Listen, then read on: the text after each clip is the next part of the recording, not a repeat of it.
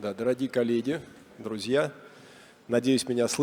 So, dear colleagues, I hope you can see and hear me. Good afternoon. It's very nice that you've chosen our section today among the many others that are available. So the topic is a hot one. Everybody is now talking about AI, and yesterday we had a plenary session on AI as well. But this section has its own focus and its own colors and aspects to discuss. And we will talk about how AI can be used for the benefit of the financial services consumers as well as to damage them. So can it add some risks for a human being, or can it add some benefits? So traditional answer will be that it depends on what you use this instrument for. But the answer is far from being that easy. So we will overview it from different aspects, because today we have a very bright panel of speakers. Those are highly skilled professionals and also very interesting speakers. I'm sorry we have a change in the composition of our panel. Unfortunately, the representative of the Ministry of Digital Development couldn't join us today because there were some business trips that were unplanned, but still had to be organized, and so the representative of the Ministry of Digital Development couldn't join us today. But we have Natalya Voevodina, the member of the board of Rosbank. Let us give Natalya the round of applause. So I would like to introduce our speakers today briefly. First, Vasily Klucharev, a neuroeconomist, and he popularizes neuroscience, and he's also professor at HEC University. So Vasily is very popular at this conference, and you'll understand why just in a minute. Then Oleg Zamiralov, the deputy head of the Center of the Ecosystem Security at Tinkoff Bank. Let us give Oleg a round of applause as well.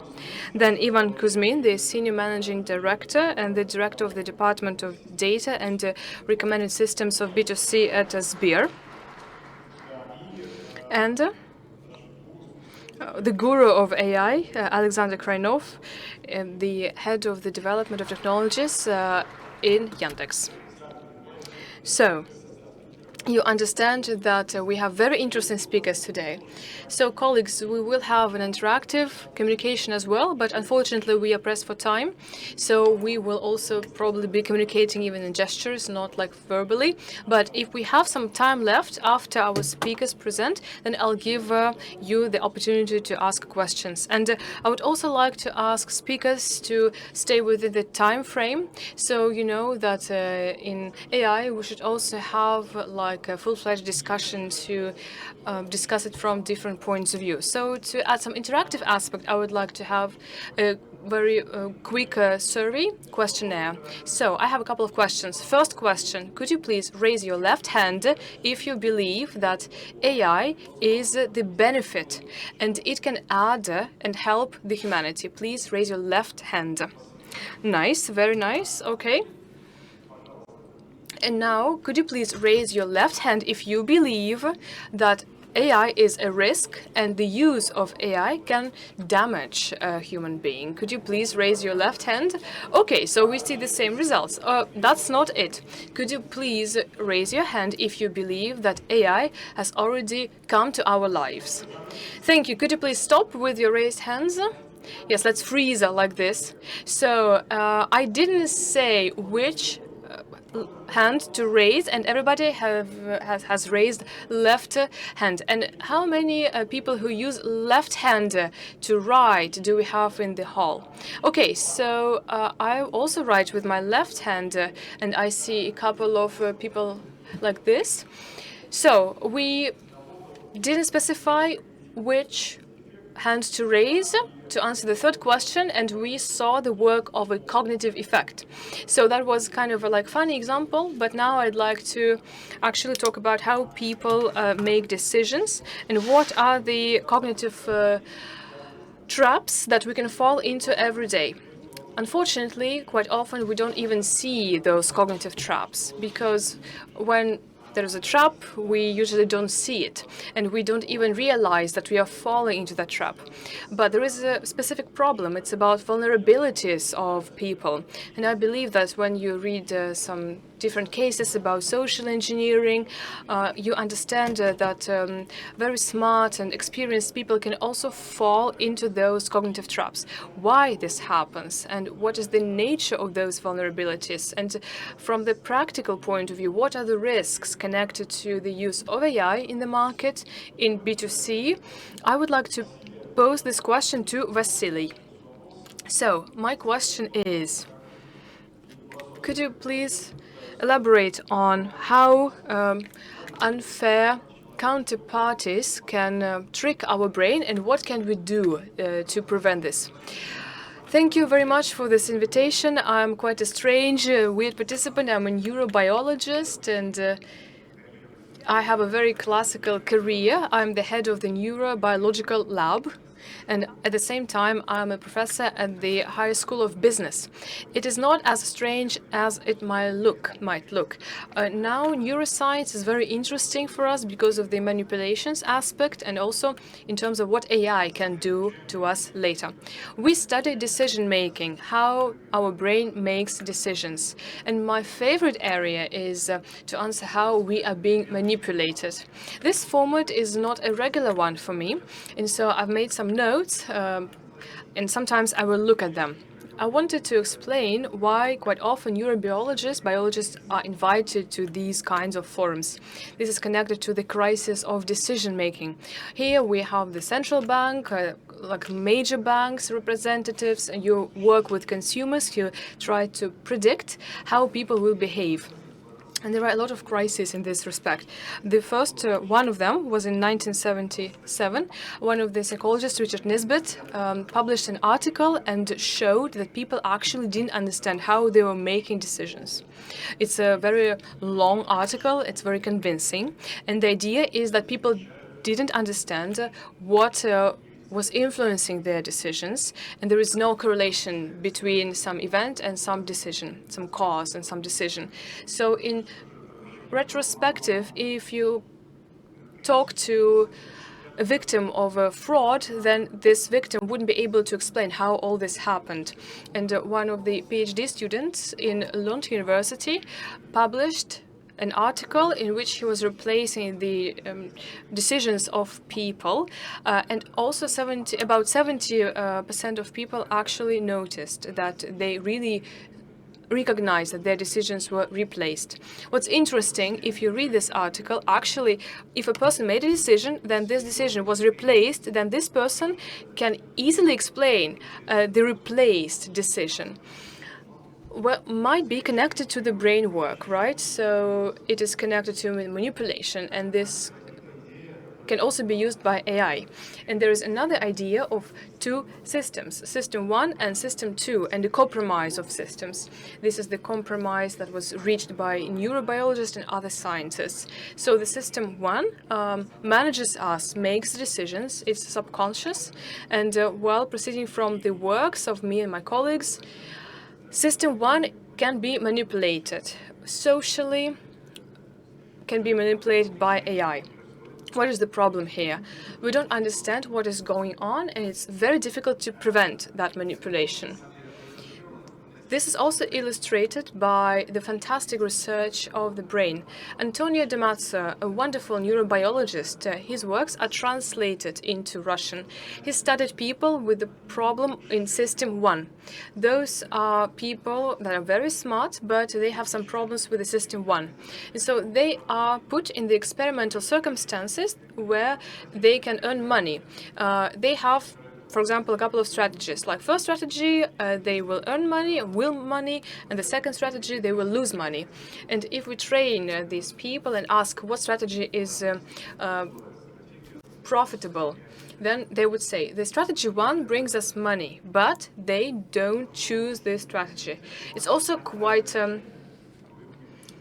important for the community, because sometimes we know which decision is right, but we don't make this decision.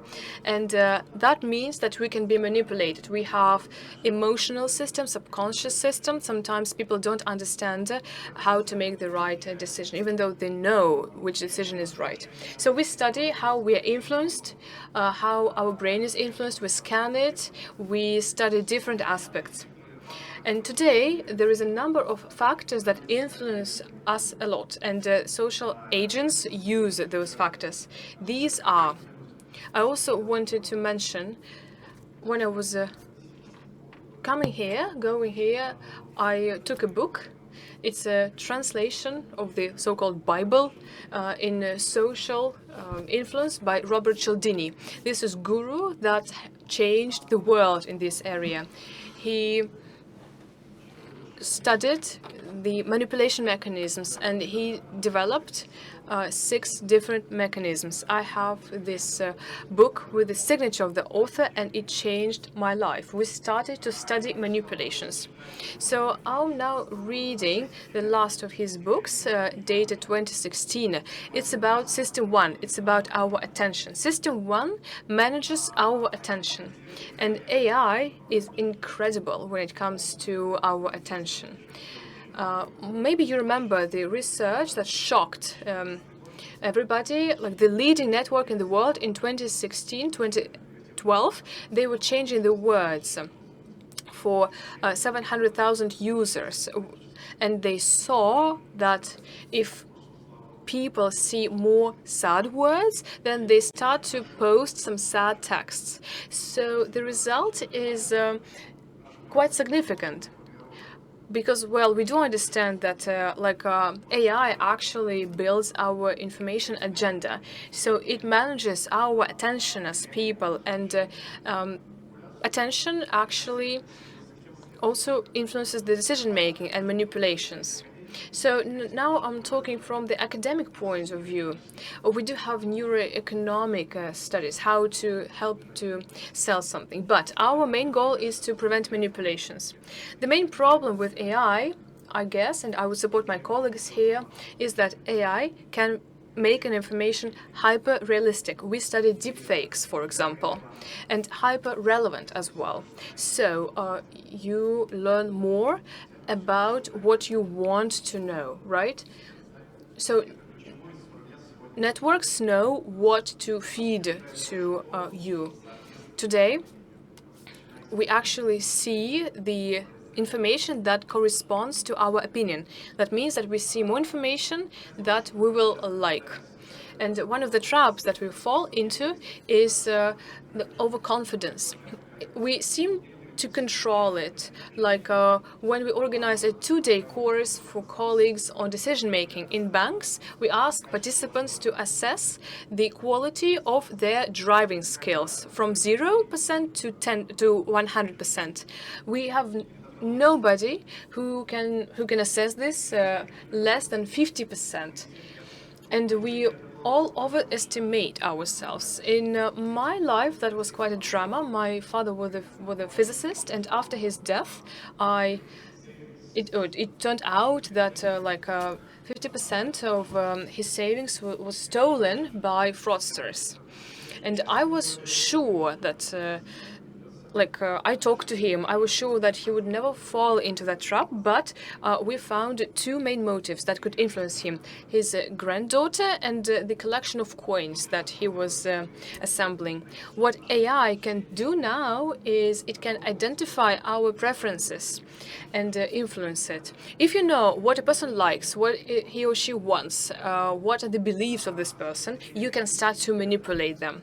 So here, the Academy is concerned about the following. AI can create hyper-realistic information field. Hyper-relevant information can be submitted to us, and that means that this information will be hyper-manipulative. And it's very difficult actually to fight with System 1. Okay, thank you very much for this signal that you gave us. Vasily, I believe that, now we started to think more about our self-esteem. We have to be very honest here. I have a short question to you. From your practice, from your scientific work, can you say that there are some types of people that fall into these traps more than some other people, or we are all the same and we all have some weaknesses, and the question is to find this weakness? This is not an easy question. I printed out some stats for me.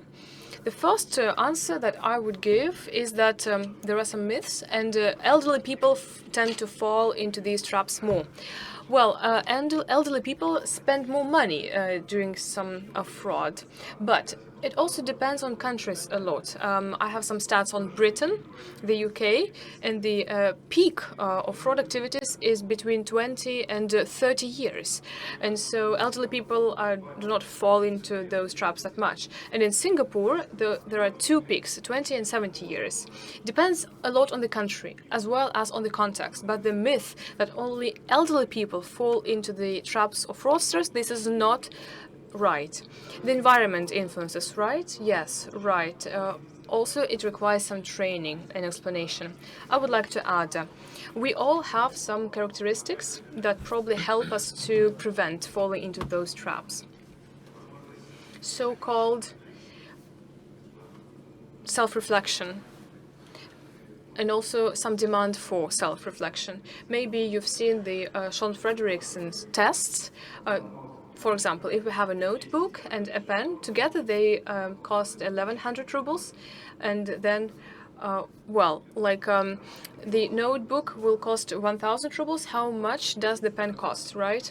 So, of course, I wouldn't actually ask this question to the employees of central bank, but just regular people can say, yeah, the pen actually costs 100 rubles.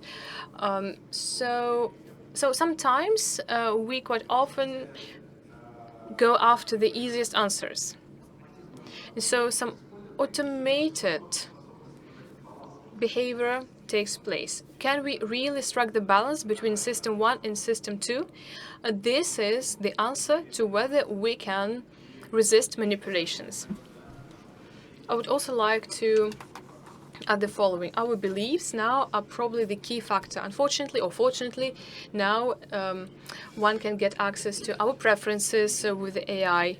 And, well, this is the most powerful instrument in how we can influence one another. Okay, Vasily, thank you very much for this foundation for our discussion today. I would also like to remind you that not only those who introduce AI get access to our behavioral patterns, but also their AI can get access to the behavior of the developers of this AI. We need to be careful here. So now let's go to practice and let's discuss this challenge from a practical point of view from different angles. And I would like to start with a question connected to the safety and security of a person. New technologies, as we all know, have advantages, but of course they also brought a lot of challenges. And one of the most important challenges is the increase in fraud activities with the use of cybercrime, social engineering. In any way, it's connected to the contemporary financial technologies. And it's very nice to understand that on the one hand, market is fighting against this evil, and it's very nice to see that there are some algorithms that help us to use the AI for the interests of the customer. And I would like to ask Oleg Zamiralov from Tinkoff. Well, maybe somebody's heard about Tinkoff program. I would like to ask Oleg to share his experience, his opinion about how you assess the potential of AI in this respect, and what are the technologies to fight fraud activities are used in Tinkoff. Thank you very much for the question. Well, as Vasily rightfully stated, fraudsters attack system 1 of everybody. I don't think there are any people left that weren't touched by fraudsters anyhow. There are different types, dozens or even hundreds different schemes. The most popular are fraudulent activities when one offers to invest or to earn some money, like financial pyramids. Also, a fraud connected to some websites and advertisements when somebody wants to buy or sell some product or item on some platforms, and also phone fraud, still in the top, still very popular. Despite somehow it's overpopular, but well, sometimes it's even usual, but more and more fraudsters call people and try to deceive them and cheat them. According to central bank, Russian people lost more than 14 billion rubles due to this fraud. The most cases are related to social engineering. In Tinkoff, we deal with this problem in a comprehensive way. We created a platform which is called Tinkoff Защита or Tinkoff Protection. It can be depicted as an iceberg with a small surface part with which the client communicates, and the big underwater part. A lot of logics invisibly work for the client. 90% of checks are done invisible for the client. These are expert rules, and machine learning is used there, which analyzes devices, details, who sends, to whom, what kind of data. And the overwater part visible to the client is just control questions, confirmation of some activities, video calls. And we made a visible interface for the client, number detector tool. You can check the number. If a fraudster calls you from some number, we can check this number, phone number. All these protection tools allow us to reduce the fraudulent cases by more than 2 times. But nevertheless, it stays. This problem exists, and we have to offer to our clients something which is stronger, something which would protect the system. One, the system of the decision-making. And based on a neural network, we designed a service like Neuro Shield. This is a protection of calls happening in the real-time mode. If in Tinkoff mobile network an incoming call comes, the analysis is turned on, the analysis of frequency of those calls, and the system in the real-time mode, usually in 1 minute, makes a decision whether this is a fraudulent call or not. If it is fraudulent, it breaks the connection, and the client gets an SMS message or a message in the mobile bank about a call from fraudsters. We're not limited with the notifications. We, at the site of the bank, we take further financial and non-financial transactions under the strict scrutiny by this client, and if he or she tries to make a transfer to uncharacteristic details, we would check it and detect it. Such synergy between the bank and mobile, but on the rails of the artificial intelligence, allows us to officially combat against fraud. And judging by Tinkoff Mobile, we see that the fraud level is 30 times lower than in other operators, first due to our synergy, and secondly due to the AI. And, well, in conclusion, I should say that based on this service, we create a service, we protect you and bring you back the money. The AI gave us so perfect performance indicators that we can guarantee that even if we miss fraud, the fraud passes through, we would compensate. On one hand, this is about the technology and our assurance, but on the other hand, it changed and turns over the logic of the market in part of compensation and protection of consumer rights. Just a short question to specify. When you were saying and telling us how the system of the artificial intelligence works, you mentioned the analysis of a number frequency. What do you mean under this frequency? Is it the frequency of calls from this specific number is being analyzed, or any other parameters? Yes, that's true. We are looking in one side of our neural network, we're looking at the call itself. On the other hand, we are looking from which number, what number it comes in.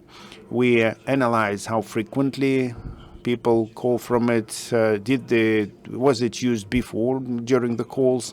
Another important parameter, if many people cancel this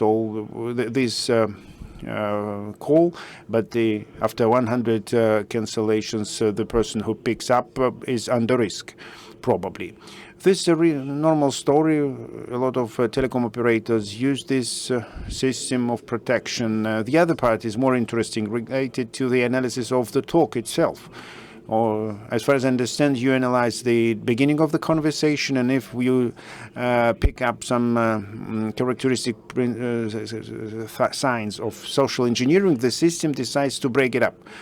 Yes, we downloaded more than 40,000 fraudulent calls, and we trained the system in this way. Some patterns were embedded in the system, and by using those patterns, the system can give us a score from 0 to 100, and if it's above 80, we consider it as a highly risky call with a high risk of fraud. I heard that this year, many people heard, I think, that you launched the factory of voice robots. It has direct connection to our today's discussion. Probably you'd share with us your knowledge. Yes, with pleasure. Our project, Factory of Men-like Robots, the mission of this project is saving time, of our own time, not to spend it for talking to fraudsters. The other thing which is important, we spend the time of fraudsters. We understand that people work in fraudulent call centers, they have working hours, and they are not limitless.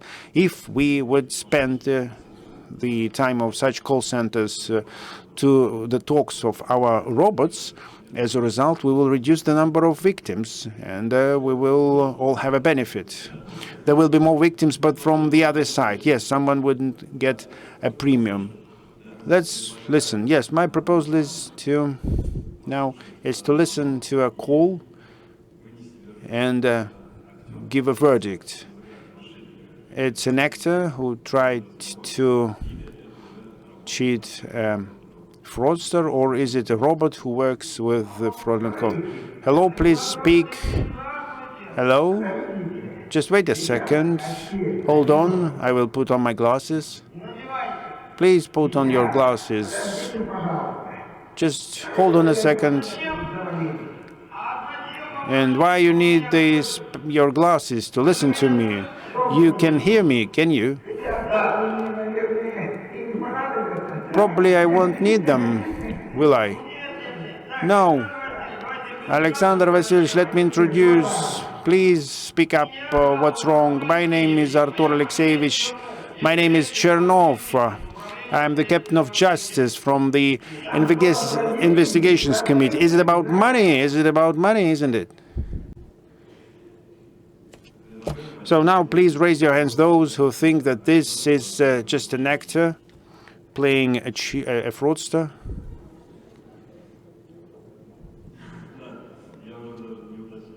I don't specify. Well, indeed, I have to admit that this is a robot answering with the voice of an old man. We do not need a living person to do such dialogue.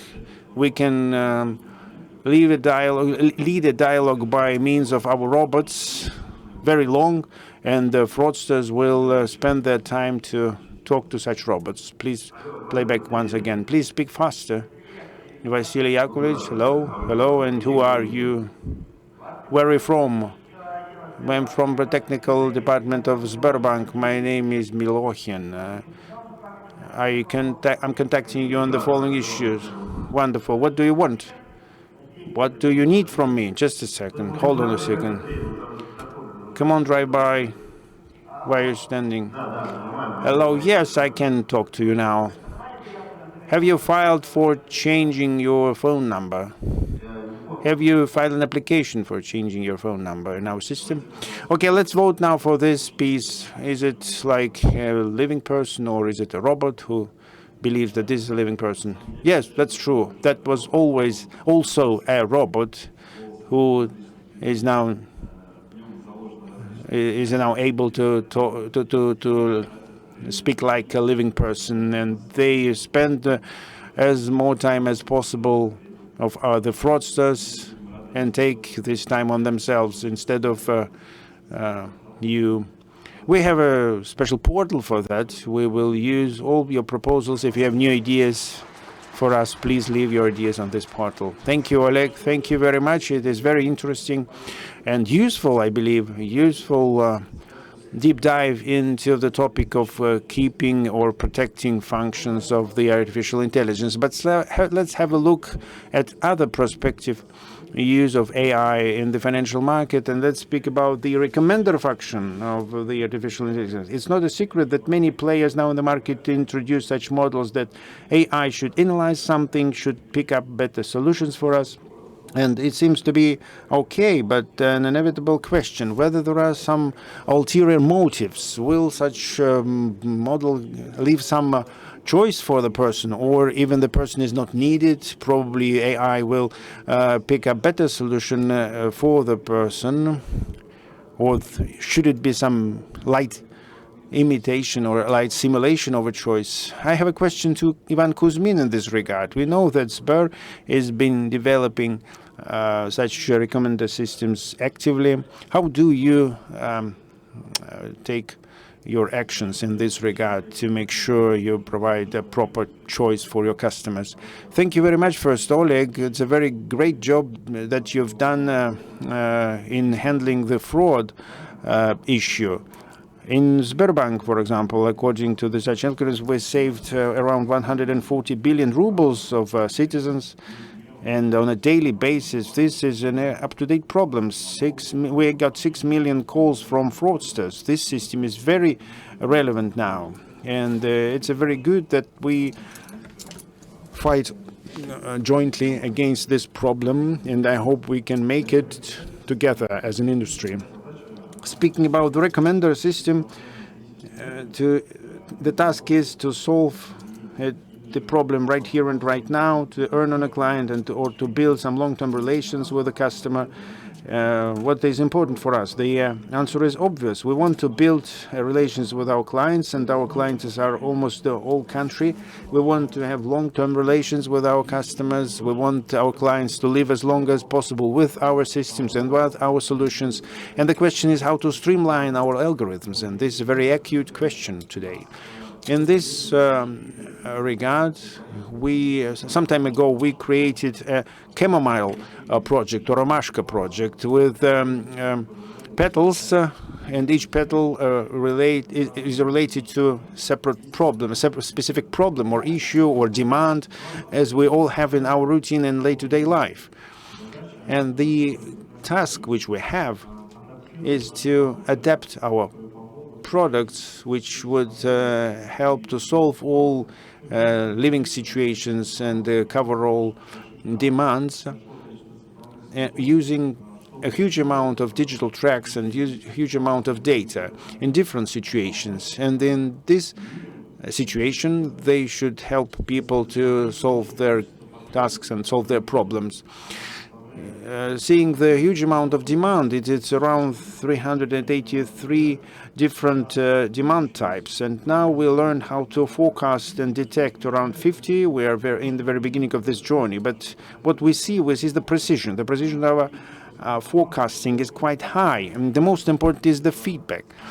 If we speak about complaining methods, messaging methods, and calls which are made by many banks, if we move from the product-centric to client-centric system, striving to solve their task, the feedback is around 50 to 60. And judging by this feedback that we see from our customers, we can say that this is not just a sales, but this is help in solving the issues they have and problems they have. Sberbank has a bunch of different and versatile projects which are aimed not only at sales and rather are aimed at the development of relations. One of the things which we've been dealing with actively is financial literacy.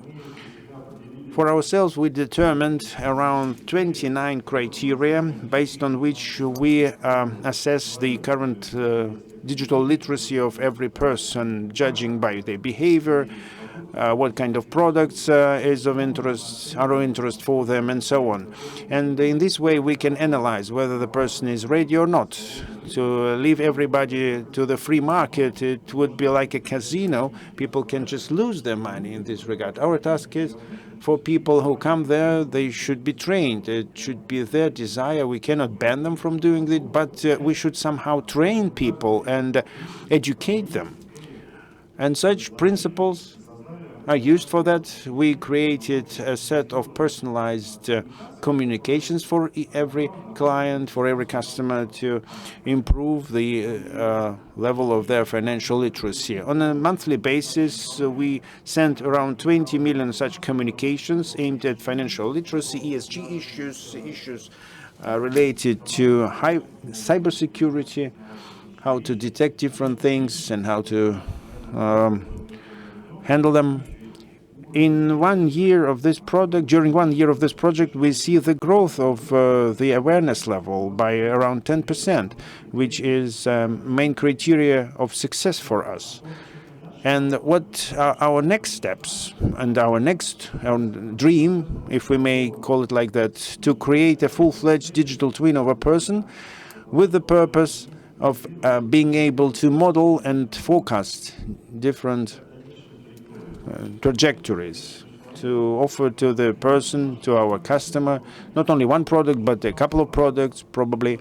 But what is most important is to increase the awareness and to educate the client, tell the client what will be the results of a product if he or she opts for it. And in order to make it better, to make sure that the decisions are being made not impulsively, but with full understanding of consequences. This is our main task. Thank you, Ivan. You know, I have still a question on my mind.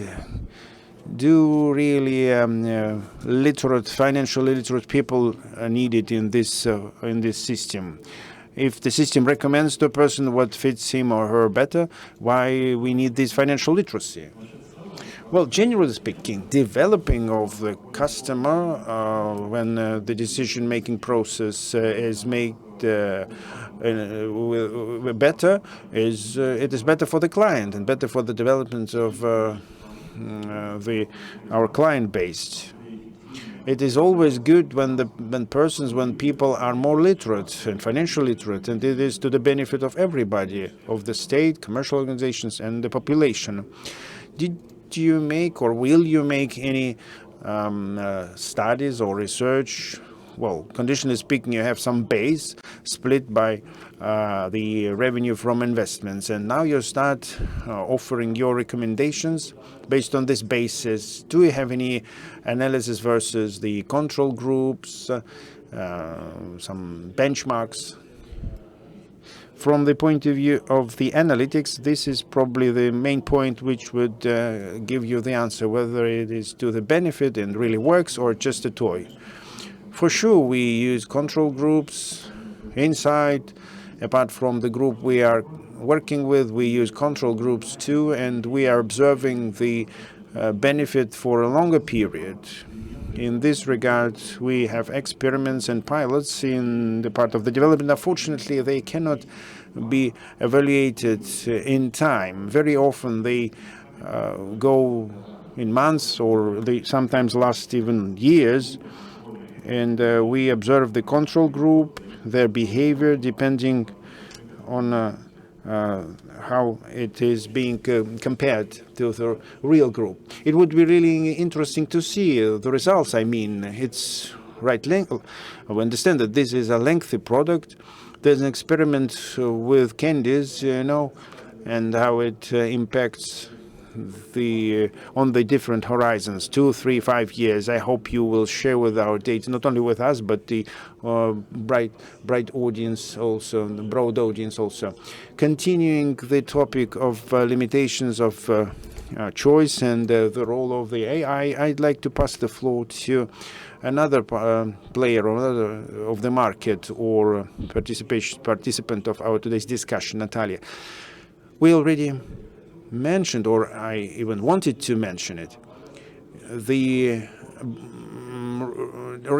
rich choice is a good thing, but the person is more comfortable when he or she has a smaller choice. When I, for example, come to a big shopping mall, if I see too many products of the same kind, I'm just stuck. I cannot make a choice if I have too many options. But for women, it's better. They would spend 1 hour in the shopping mall, and probably they would like it to have a broader choice. Now I make a cognitive mistake, probably. Not everybody would support me in my opinion. Вот, уже ошибка. So I made this mistake myself. So the question is about the freedom of choice and about conscious choice in combination with the practices of AI, as well as building good loyalty of a client.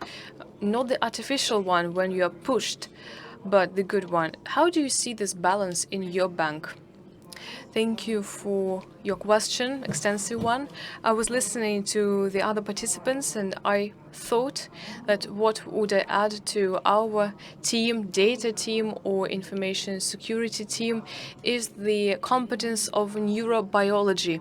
I believe that it will be an important element in any bank. I guess, Vasily, you are now being hunted, so please get ready for this.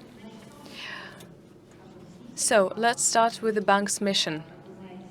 As you know, 1 year ago, we dramatically left the French group Société Générale, and we lost our group positioning. At that time, we had to once again position ourselves separately. We had to do it fast. Now our mission is the large bank that sees the products with the eyes of our customers. We want to change the standards in the banking sector. We want to pay more attention to the trust and preferences of our customers. We would like the client not to get lost in a major bank's system. We would like to make it convenient for our clients. And if we talk about AI, well, naturally, it's been serving banking sector for quite a long time. It was the artifact of trust, reliability. It was also predicting some defaults, and it was servicing shareholders. But just recently, AI started to be actively used in some predictions of our customers' reactions. And just very recently, AI got some positive connotation, not only to actually grow in sales, but also understand what our client wants. So in general, we want to offer our clients a user-friendly, convenient service. The most precious resource of our customers is time, and this time shouldn't be lost when one's talk to a bank or talk to some fraudsters. And so our mission is to prevent some dramatic consequences if somebody has got unauthorized access to somebody else's assets. And we also want to help customers to understand themselves better, maybe to focus some investment scenario, saving scenario, do it in a moment or with some long-term perspective. So AI in Rosbank serves for good. We can forecast the liquidity in our ATMs, taking into account some behavioral patterns in this particular geoposition. We can also use AI in our call center, and we do it. So we have embedded it to the client service. AI assesses the emotion coming from the customer, and that's how AI assesses our call center operators. As you know, customers don't really like to spend their time on this, but AI for us assesses whether the customer was satisfied with the communication with our bank. And we then motivate our employees. Well, I'm not touching here upon the another topic, which is how accurate AI now, whether it's really working correctly in this respect or not. So to elaborate on the protection. Actually, we are not as large as Sberbank. We have only 1.5% of the market share, but the trend when it comes to attacks on our clients' assets, as well as the tricky character of those attacks, we see the trend is growing. But this year, we saved twice more funds of our clients than we did last year. So this is the metric that we also use. And the intensity of those tries to get unauthorized access to our clients' funds, it all grows, and that's why our teams and services should use the same methods. They detect anomalies, they prevent some specific cases. I would like to add that these models are well integrated into our processes that we inherited from our large French bank. Those are high-quality processes. Here, I mean the response to incidents, response to some suspected incident, because we don't want our customers to suffer. False positive is still there. We still use this metric, and we don't want our customers to suffer because of some false positive operations.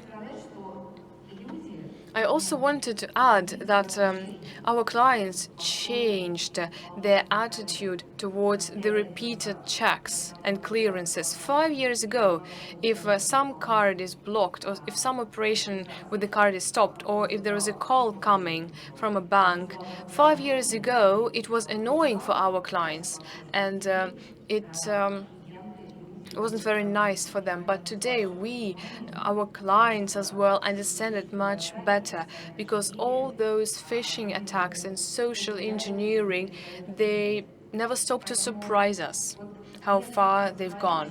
So there is no contradiction, but still it's quite difficult to strike this balance. I would like to add that when it comes to security, defense, it's not like you are in the war.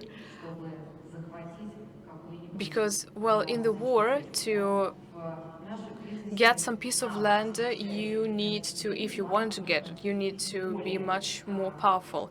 But in our field, when you defend yourself, you have to be very well equipped. That's why we need to have more resources than those entities that try to attack us. Right, thank you very much. It's probably because the attackers in the digital world, they are not trying to go across the walls, through the walls, but they try to find some works around. I would like to organize a short survey, quiz. So I got inspired by Natalya, what Natalya said. I guess the majority of people here also faced some tricks in social engineering, and banks are now also tightening the bolts. They're becoming more strict. But hypothetically speaking, let's imagine that everybody will face a situation when we have some borderline transaction and bank blocks it, right? So your transaction is good, like you do it yourself, you just transfer money to your relative, but the bank blocks it. Could you please raise your hand that you will agree with this behavior of the bank, because you do understand that, well, if this operation isn't blocked, then there is a huge risk. Could you please raise your right hand if you agree that some of your interests will be a bit restricted and limited and your operation will be blocked? And who is against it? Please raise your hand. Who thinks that it's better to allow a person to make a mistake and not to limit this opportunity for a mistake? Okay, so I see some people who probably haven't been getting so many calls from fraudsters. I think this is very telling, because our response to a question depends on our attitude towards this problem. So in a situation where fraudulent activities are a one-time event, people would say, yeah, like it's okay, we can deal with this. But if it has a mass character, then we are ready to actually suffer a little bit, but be more protected. So this is this balance. Thank you very much to everybody who were talking about AI from the financial market point of view. And now let's talk about AI from another angle. Let's talk about the opportunities granted by AI on the consumer's side. Now I'd like to give the floor to Alexander Krainov, the Director of Technology Development in AI with Yandex. I guess he is one of the leading professionals in this respect. I'm very happy that Alexander managed to join us today. So, what are the mega trends for us in the upcoming 5 years? I don't say 30 years, but 5 years. What are the mega trends of AI on the consumer side, and what are the possible risks? You know, even a 5-year horizon is not a short one. I would like to give you a disclaimer that I don't remember any case when my forecast for the upcoming 5 years came to be true. Actually, to warm up a little bit, we fans of trend building across some points, we need to first put these points on our board. So let's take a look back. And I guess what's important to understand here is that AI is quite different from big data and nanotechnologies. So now I give you some hype words, and now nobody's talking about it. But AI is absolutely different in this respect because there is immense hype around AI, but yearly all of this is confirmed. Like when we say, yeah, this is a forecast, it won't be true. Actually, next year the forecast is true, and there's even more. So I just like to give you a couple of examples, again, to warm up a little bit. Those are from different industries. So first, there was a question, do you use AI in your life? Well, you actually don't understand how frequently you do it. Any search system is based on AI, fully. I can talk about it for hours. I'm afraid we don't have that many hours, right? Right, just believe me. One short example. So, once, for example, like you used any search engine and you entered some input data, and then you got that, like you got 7 results or 0 results. I can't even imagine that you will fill in that you get only 7 results. Why? Because in the past the search was searching for the words on the websites, on the internet, but now the search engine is looking for the same sense, the same meaning, and on the back end there are multiple neural nets and different systems. And our smartphones recognize our faces. Now the speech generation and synthesis. Just remember how it happened 10 years ago.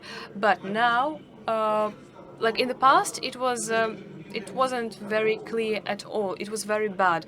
But now the speech generation is much better. Now we sometimes can't even distinguish between an AI voice and a human voice. Now we have the photographers here with the large, big lenses. You can ask any photographer, what does the quality of the photo depend on? And then the photographer will say that it's all about the matrix and the optics. But we have also cameras on our smartphones. Do you think it's a good hardware for photography? No, I'm not sure. The matrix in our smartphone is very small, but the devil is in the algorithms that are used, and those are AI-based. So to answer your question, some updates that we got recently, those are generative networks. It's not that they came out of the blue, but you know, sometimes the technology is developing and then it just it overcomes the threshold and it becomes good for use. What happened with the generative networks? They started to actually write any texts. So actually, computer code is also a text. And so they can now write sometimes even better than a person. And that's an amazing result. And we still need to realize it in the upcoming 5 years to accommodate it in our mind. Well, you know, I'm now reminded of the gold miners who just mine something very valuable, but they actually don't know where to search for. And then they have a neighbor who actually also mines something valuable. So we now have found this very valuable source. And generative networks that can generate different types of content. There is an image generation network. This is promising, but not it's not that significant. But when it comes to the text, here we have immense opportunities, and I guess that we'll have enough for the upcoming 5 years. The quality will increase, and my forecast is that when it comes to the use in our life, the text generation will be comparable with the internet. So internet influenced our lives a lot, and these text generation networks will also influence our lives to the same extent. And so 30 years ago, when we didn't have internet, we couldn't imagine anything like Instagram, TikTok, state services, etc. And now we also find it hard to actually imagine what can happen with AI. But these technologies will change our life the same way internet changed our lives. Any work connected to text generation, especially at the entrance and the input. Just remember all our works, and quite often we have an entry, input information, then we process it, and then we write the new text. And so this work will be accelerated multiple times. Do we have any writers or journalists in our audience today? Okay, not anymore. I got it. Probably we will get them quite soon. Yes, okay. I just wanted to mention, when I was listening to you, I thought maybe we haven't noticed it yet, but 5 years ago, we've got this concept of extended reality. So we are not in the virtual reality yet, but it seems that we are moving there quite fast. Right, so talking about writers, I would like to comment. When ChatGPT entered our life, one American publishing house just banned it for a couple of months because this publishing house was overwhelmed with books. Those books weren't solely generated by AI. It was a hybrid work by a human being and the AI. So the idea is that the number of books that was sent to the publishing house for the review was immense. Okay, I wanted to ask you another question. We are quite pressed for time, but it's an important one about the ethics of AI. About 80 years ago, roughly, Isaac Asimov came up with the 3 laws of robotics. Do you remember those 3 laws?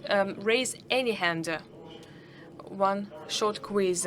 Okay, so I would like to remind you of those laws. The first one is that a robot cannot do any harm to a person, and actually also can protect a human person. Second, a robot can fulfill any order of a person that doesn't contradict the first law.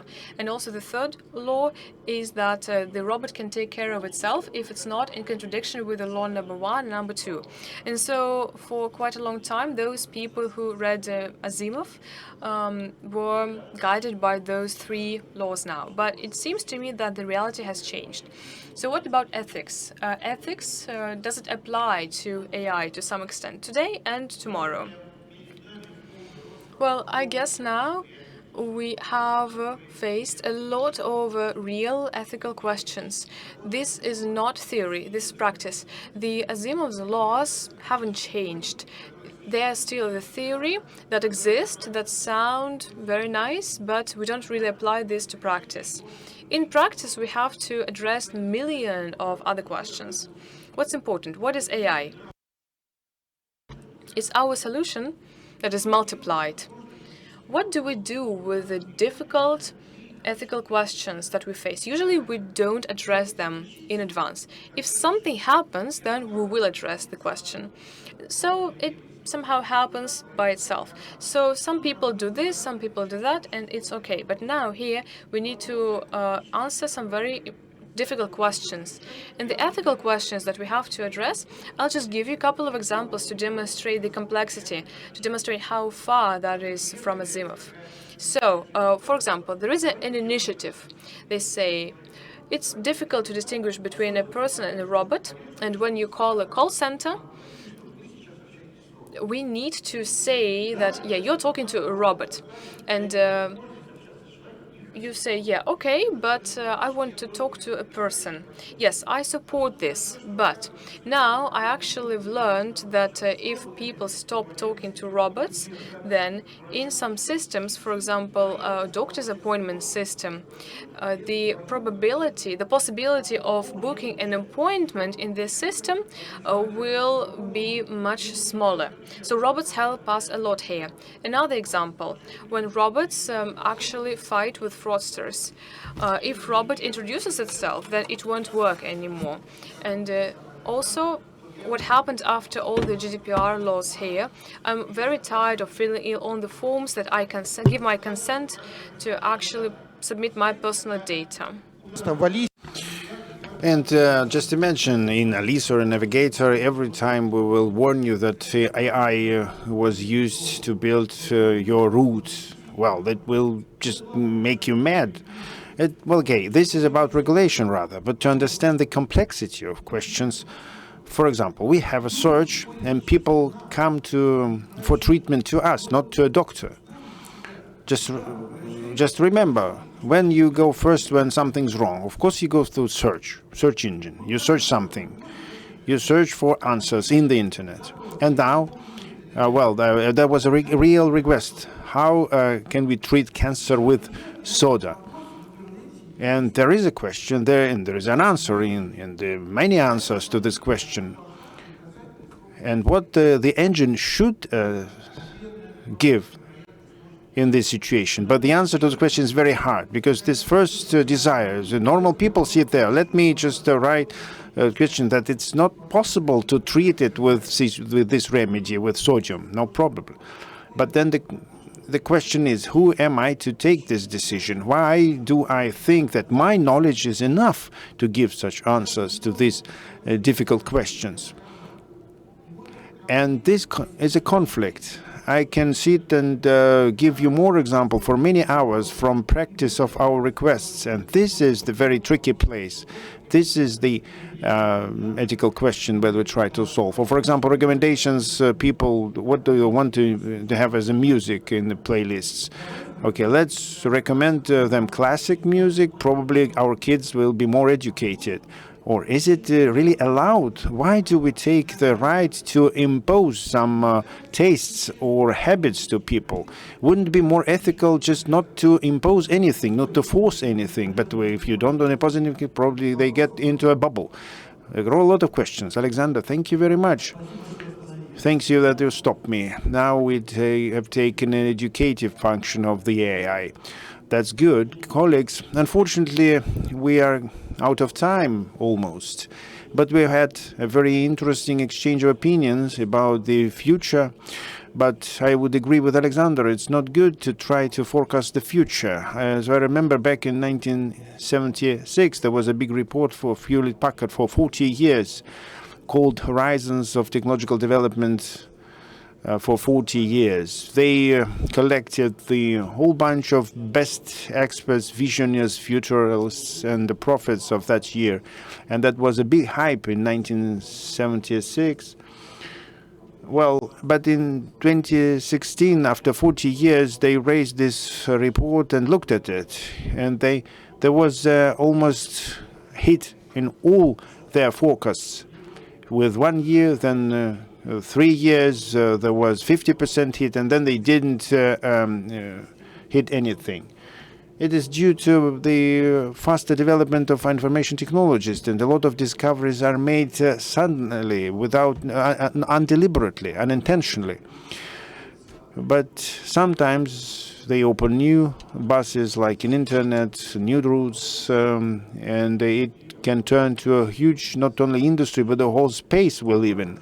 This is to the internet. Probably this is another talk of another session for a couple of hours. I'd like to finish with a short blitz to live up the audience. Let us all imagine that we all have digital twins. These miracle M2M world, machine-to-machine world we are heading to, and there is a digital twin on the side of the human. The question is simple. What would you be ready to entrust with your digital twin? What decision you would give them to make?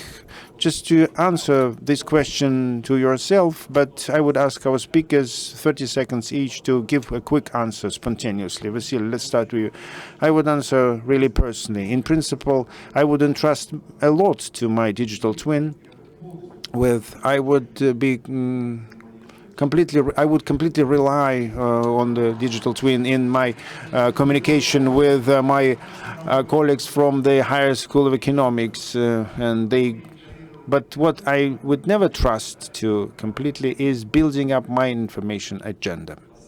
Thank you. Accepted. Oleg, please.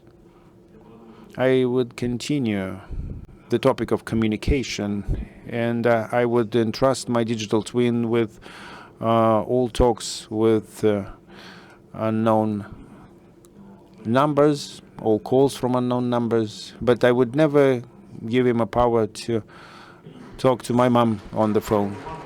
I think your mom should be happy with that. As for me, as an employee and manager, I have a very busy life, all the plans from the early morning to the evening. Unfortunately, there are no robots there working with me in my life. But when the holiday comes, when you think how you spend your free time, how to come to an agreement with my big family, where to go with my wife, with kids, with everybody, if we could have a helper or assistant who would recommend us best places which would be happy for everybody, that would be great. Natalya? Not more than now, I entrust. Do you already have one? Yeah, I have recommendations, Spotify and others. By the way, my daughter does not allow me that I use her Spotify. She's afraid that I would spoil her Spotify. Okay, thank you, Alexander. Well, I would entrust everything to my digital twin. First and foremost, I would entrust him with more than I do myself to keep some information, because I store my information worse and worse, and he should do it better. The only things that I wouldn't give him are tactile impressions from the old world. I would taste wine myself, and everything else is up to my digital twin.